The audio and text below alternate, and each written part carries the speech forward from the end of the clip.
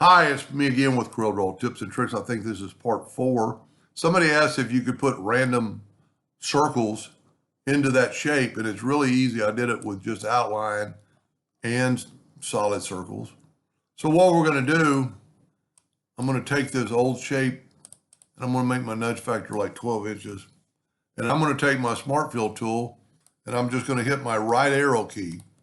And by doing that, it moves them over, but they're exactly where they need to be. Not really far enough over out of this way, so I'm going to move it over one more time. And then I'm going to take a rectangle about that size, and I'm going to move it over. And I'm going to start making ellipses. I'm going to take my ellipse tool. Let me zoom in here a little bit. And because we're not making them like in a solid, you could actually have them hanging over. You can make little ones. Kind of try to make them sort of in a square shape. Because then when you take them all and you move them over and then you can hit your space bar will drop copies. It's another way to make copies of things. And I'm not doing a outstanding job of, and I'm not worried about it like that. Then I can grab all these and move these down and then hit my space bar. And because of the fact that I can do it pretty quick, it's so many items that my old laptop's having a little trouble keeping up. But you could do that. You know, you could grab 3 of them, move them down, place them in there, and whoop, I didn't hit the space bar. So grab those, start moving them down, hit your space bar. And I'm actually gonna go a little bit further, and I'm going to call that good. Now I'm going to take away my rectangle, hopefully, and I'm going to group these together, Control G.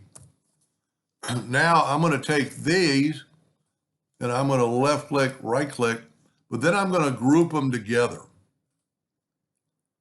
And then I'm going to nudge them over to my, well, you know, instead of nudging them, I'm going to just move this. And you want to make sure everything's covered up. And if you want them a little tighter, you could make your rectangle a little smaller. You know, just make sure you get it all inside everything. And then I'm not sure if what's on front of the layer, so I've got the red circle selected. So I'm going to go to Object, Order, Back a Page. Now by doing that, I can select both of them, and you can see down here I've got 2 objects selected.